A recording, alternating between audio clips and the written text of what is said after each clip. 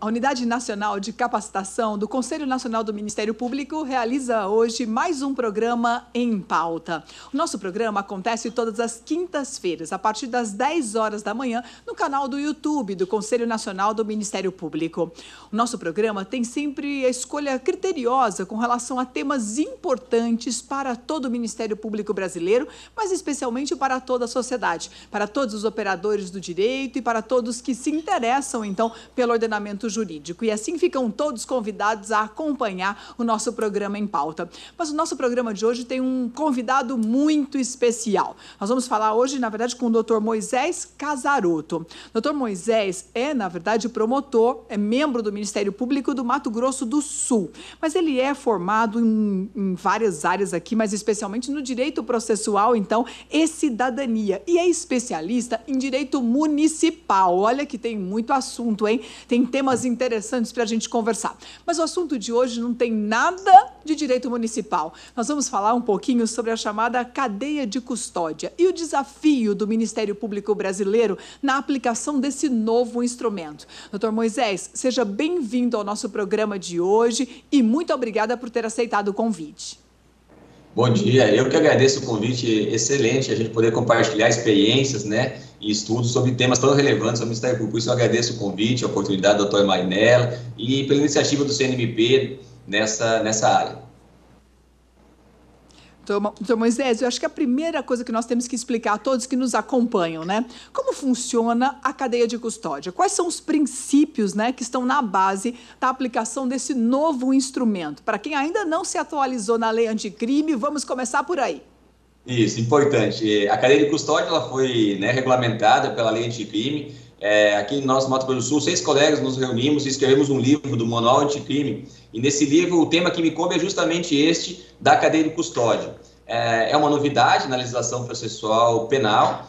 Não existia uma legislação específica, naturalmente, no nosso ordenamento jurídico. E aí surgiu esse tema na lei anticrime. Havia essa lacuna, mas não estava no projeto original. Primeiro, é interessante lembrar disso, né? O projeto original, né, do pacote anticrime não tinha esse tema. Esse tema foi colocado pelo Poder Legislativo. O Congresso Nacional achou por bem introduzir esse tema junto. E aí, uma das coisas, uma das críticas foi, que até nesse livro escrito a gente acabou abordando, é que, na verdade, foi praticamente uma cópia da portaria do Ministério da Justiça 82 de 2014.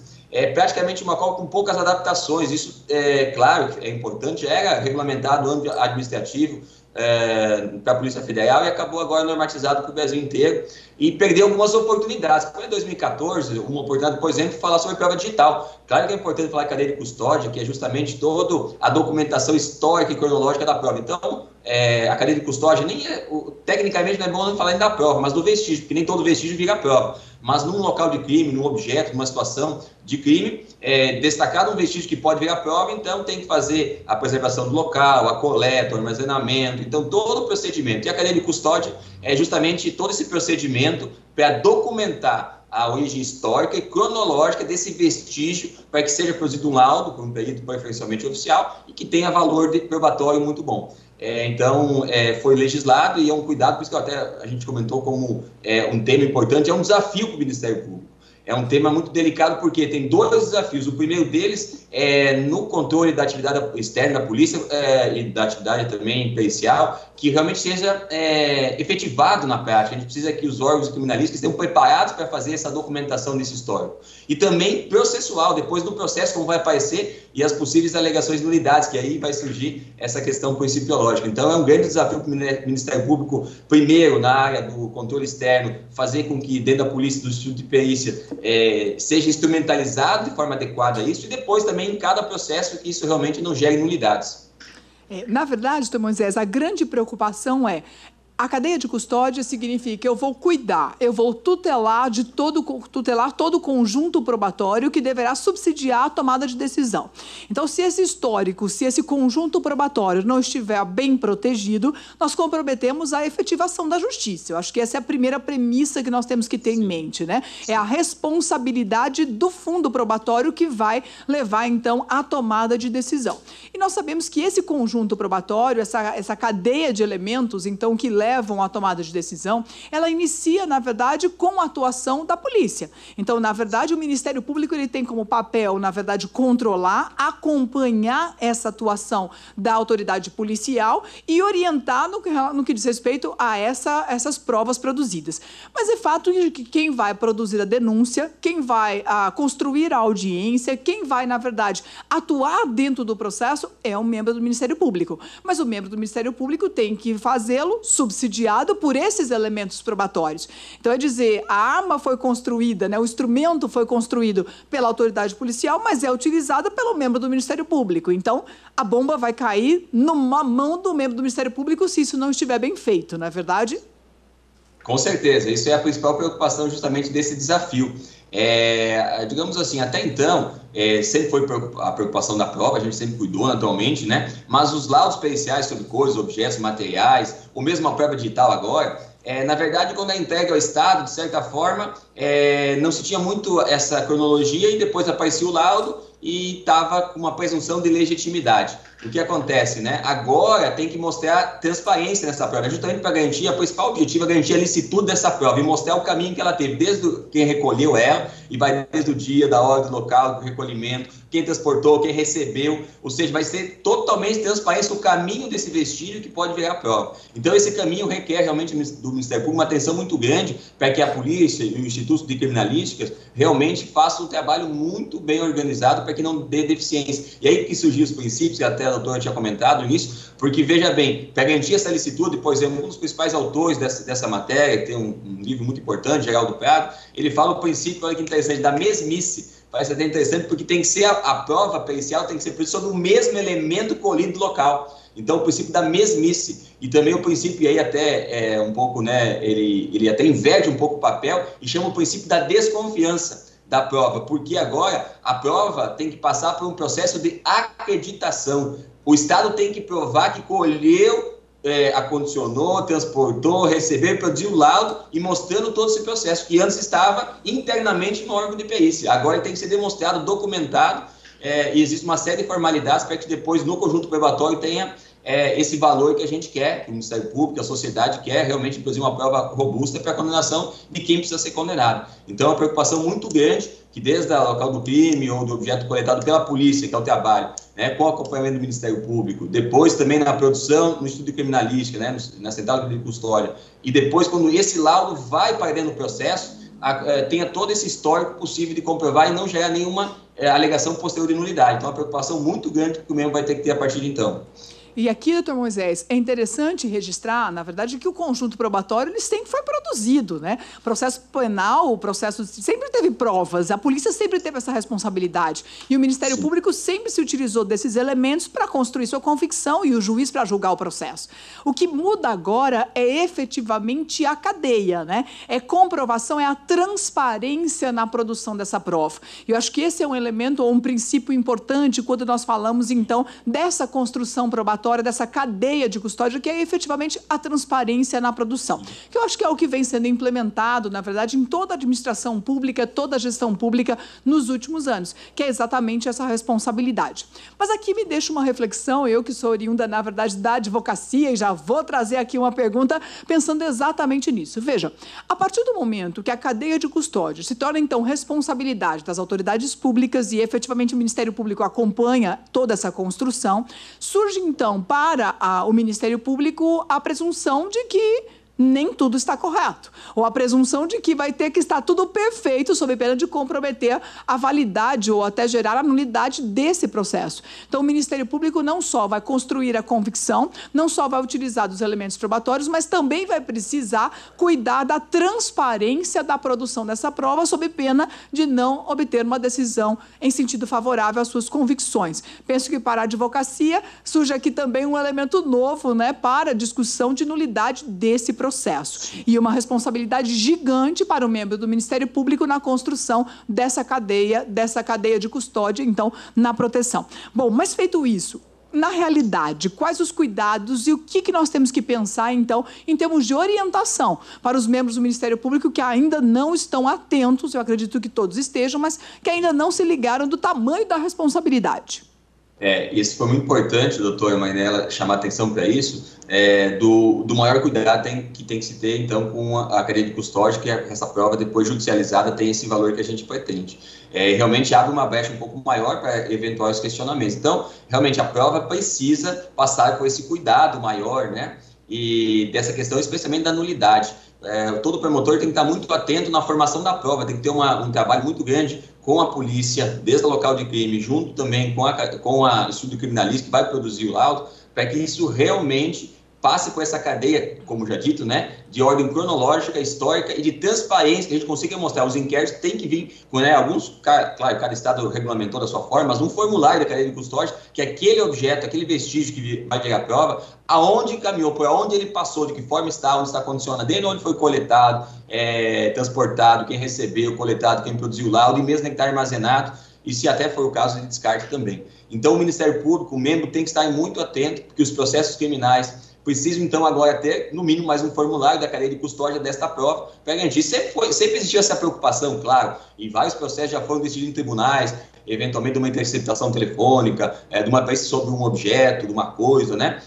Mas, basicamente, se juntava o laudo, né? Basicamente, se juntava o laudo. Agora, não basta só o laudo. Há também que tem algum momento do processo, um formulário da cadeia de custódia, da onde andou esta prova. Então, a preocupação do Ministério Público tem que ser muito grande em relação a isso e tem que ter um trabalho prévio. Por isso que eu falei do controle da atividade, controle externo da polícia, para que também, junto, construa mecanismos seguros de transparência, porque, em última análise, se garante uma coisa que a gente já trabalhava. Ela estuda a prova tem que ter lista. Agora, ela tem que ser lista do ponto de vista material, mas também tem que obedecer um procedimento, né? Uma norma processual que exige um procedimento legal. E aí que surge uma grande discussão das nulidades, da quebra da cadeia. E se quebrar a cadeia de custódia? Se ficar um lapso, se alguém não preencher um dia, uma hora, um nome, um local. E aí já surgem 3 correntes para dizer de uma cadeia de custódia, que há uma quebra processual de algum rito que não foi observado. Qual é a consequência? Isso é grave. E a preocupação maior do Ministério Público. Porque vejam, das 3 correntes, a primeira delas é a mais drástica, que aí, né, vai trabalhar a acusação, defesa, atualmente, os tribunais vão começar a se posicionar. A primeira corrente diz, se quebrou a cadeia de custódia, a prova é nula, e não só isso, né? E toda ilícita por derivação. Essa prova não pode ser usada em hipótese nenhuma, né? Já uma segunda corrente diz, se houver uma quebra, tem que analisar a quebra e pode ter uma valoração menor ou maior da prova conforme a segurança, né, do que essa prova foi produzida. Eles estabelecem, e é até difícil, um grau de valoração maior ou menor conforme a confiabilidade da questão do procedimento da cadeia de custódia. E a terceira, que eu acho mais adequada, defendi no livro também isso, né, a partir do momento que há uma quebra, eventualmente, não observância de uma questão de uma lei processual que está no CPP, artigo 158A em diante, eventual quebra, né, é uma chamada divisão de provas ilegítimas, né, a quebra de uma norma processual é uma prova ilegítima e, portanto, submete aquelas regras de nulidade tradicionais, que a gente vai ver se tem prejuízo, se quem está alegando foi o que deu causa, né? Então, bastante parte da doutrina se inclina também para isso. Os tribunais, de certa forma, também, já anteriormente a lei já faziam, e agora também já começa nesse sentido, dizendo que tem que analisar. Se a cadeia de custódia ocorreu, a gente tem que analisar de acordo com os princípios que orientam as nulidades processuais, porque é uma violação de norma processual, né? Por ser uma prova, entre aspas, ilegítima, vamos analisar se é o caso de declarar nulidade total, parcial e é o que é atingido. Então, uma análise pelo princípio também da proporcionalidade, do prejuízo, e de quem deu causa a ela. Isso é muito importante, essa análise. Doutor Moisés, e aqui tem algumas reflexões, né? Vamos primeiro pensar o seguinte: se a gente tem, então, uma nova regra, ela vai para além da licitude da prova, não basta a prova ser lícita, agora ela precisa cumprir uma formalidade, na verdade é um protocolo, né? O que já acontece, no meu caso que atuo, por exemplo, no direito administrativo, já é o caso, né? A formalidade já existe. Então, a cadeia de custódia traz uma formalidade nova, que não é só da produção da prova, mas é do caminho da prova, do histórico da prova, né? Isso traz uma complexidade maior para a construção do conjunto probatório no processo.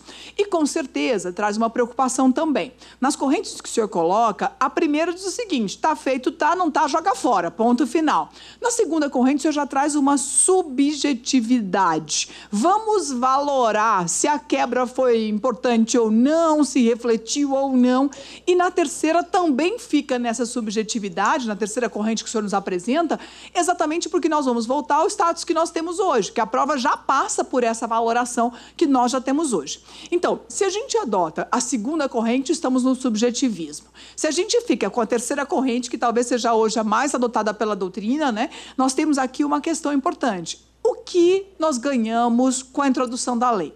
Se, na verdade, nós vamos ficar com a mesma valoração da prova, se ela é importante ou não, nós vamos colocar, é como se fosse um adereço a mais para o conjunto probatório, que também vai ser submetido a uma valoração.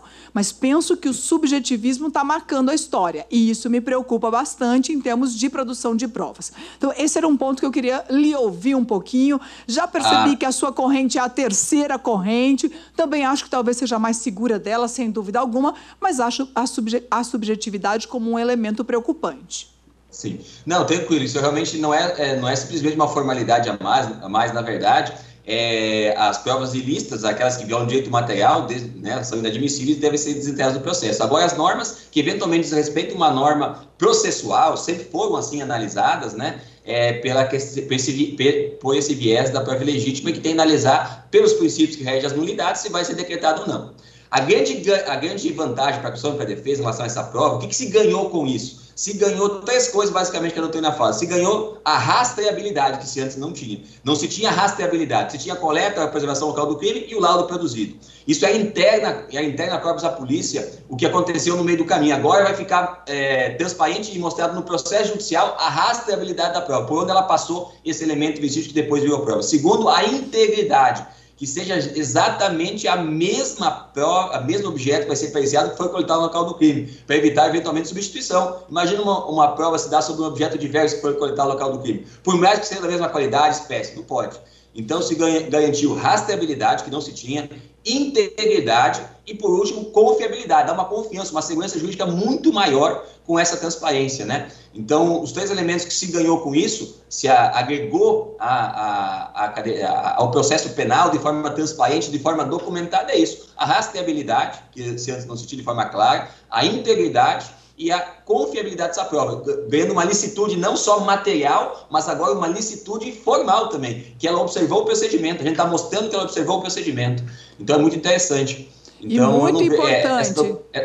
Sim, pode. É muito importante, Tomás, porque traz, na verdade, uma responsabilidade maior para o gestor público, né? Eu digo para o gestor público que produz a prova. Eu estou dizendo aquela autoridade policial, né? O material coletado, ele traz mais responsabilidade, mais cuidado para esse gestor público no que diz respeito à produção dessa prova.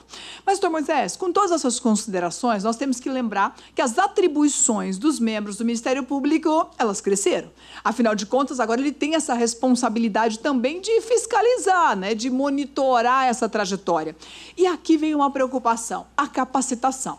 Os membros do Ministério Público e a autoridade policial, que deve fazer toda essa documentação, elas estão sendo capacitadas para essa nova atribuição? Porque é indispensável. E vamos entender, nós vamos criar cargos públicos específicos para exercer essa função? Ou quem já exerce o cargo tem atribuição e pode cumprir? E eu digo isso desde o Ministério Público, também na autoridade policial, né? Nós vamos precisar de cargos específicos para isso? E aí vem uma próxima pergunta também nessa linha, né? Se eu tenho atribuições próprias, eu tenho responsabilidades próprias, eu preciso capacitar esses agentes para exercer essa função, eu vou precisar criar cargos específicos, eu vou precisar criar órgãos específicos, e quando essas atribuições não forem cumpridas, nós vamos apurar a responsabilidade? A tipificação de infração funcional no desrespeito, porque, vamos entender, no processo penal em que o conjunto probatório vai ser utilizado, nós vamos, por exemplo, adotar uma das correntes apresentadas pelo senhor e vamos utilizar, por exemplo, a valoração, vamos verificar a legitimidade dessa prova, vamos fazer a ponderação dentro do processo penal. Mas o fato é que um agente público na construção dessa trajetória falhou. Ele não fez o registro necessário. Ele vai ser responsabilizado por isso?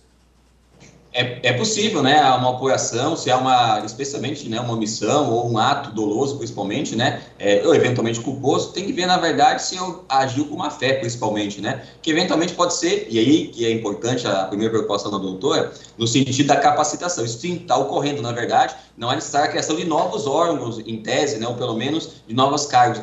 O Instituto de Criminalística, pelos seus peritos, né, na verdade, vamos falar a verdade, a polícia já tinha essa atribuição no artigo 6º, E no artigo 159 do Código de Processo Penal já dizia o início, que era preservar o local do crime e fazer a coleta. Só que daí até o lado não tinha nada, agora botou toda essa formalidade. Então, os agentes públicos envolvidos da polícia e da perícia que já estavam nesse procedimento, agora tem que ter mais formalidades, eles precisam ter mais atenção no preenchimento dessa cadeia de custódia dos formulários, desses procedimentos necessários.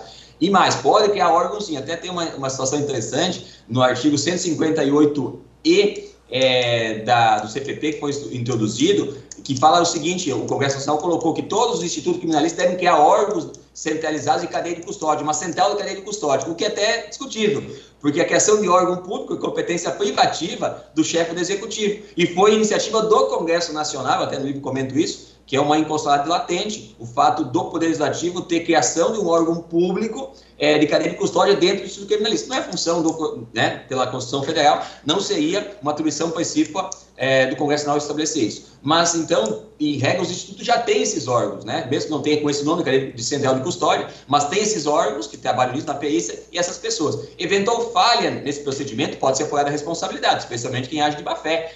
Agora, se o sistema está sendo preparado. Aqui no Mato Grosso do Sul, por exemplo, nós temos um órgão, o GACEP, que é do controle externo da atividade policial, está trabalhando com as polícias para a formulação desses formulários, com a capacitação dos agentes e também dos estudos de perícias, né? E aí nós, no controle difuso, cada promotor em cada processo acompanha. Eventual falha, a gente vai corrigindo. Então, há sim uma preocupação do Ministério Público trabalhar junto com os órgãos públicos da polícia e de institutos criminalísticos, né, de perícias, para que obedeçam isso. Isso está sendo feito do ponto de vista administrativo, né, com os órgãos que já existem, e se precisar criar a sugestão aqui, o Poder Público, então cria esse órgão, não derive diretamente do Código de Processo Penal, porque é uma inconstitucionalidade latente, ou pessoas que precisam ser contratadas. De certa forma, a própria lei fala que tem que ser preferencialmente por peritos feito esse laudo. Agora, começa com o policial, lá na coleta do local em regra é o policial, depois passa no transporte pelo policial, chega já no órgão de perícia, na recebimento e passa a ser da perícia. Né? Então, não é sendo uma questão de órgãos ou de pessoas, mas se isso for necessário, caberia ao Poder Executivo propor, pelo menos, a criação de novos cargos e também órgãos, até para respeitar a constitucionalidade disso. Então, na verdade, doutor Moisés, vamos arrumar, entender ou colocar de forma talvez mais clara. Na verdade, nós temos já essa obrigação dentro da estrutura do ordenamento brasileiro. Os agentes públicos já exerciam essa atribuição, ou pelo menos deveriam exercê-la, sendo que agora terão que fazer com mais rigor, com mais cuidado, digo, com mais detalhamento da atividade desenvolvida. Os cargos públicos existentes, eles já cumprem essa missão. Nós não sabemos se o número será suficiente. Se não for suficiente, cabe, então, ao Poder Executivo apresentar o projeto de lei para a criação de novos cargos, mas não com funções específicas, na verdade, porque essas funções já são exercidas pelos cargos existentes. Também no que diz respeito à criação de órgãos específicos, concordo com sua posição de que há uma inconstitucionalidade no que tange à iniciativa, né? O projeto de lei não poderia ser apresentado pelo próprio Poder Legislativo, já que se trata de um aumento, né, na estrutura administrativa do Poder Executivo. E, portanto, não caberia, a criação ou a instituição através desse instrumento. Mas, doutor Moisés, o senhor que fez, então, todo um estudo e vem acompanhando toda a lei anticrime, a lei trouxe muitas mudanças. Na sua avaliação, além da cadeia de custódia, quais os elementos, se pudesse pontuar, assim, quais os elementos que efetivamente modificam a estrutura e a atuação do Ministério Público Brasileiro a partir da lei anticrime? Quais os pontos de preocupação? Vamos lá.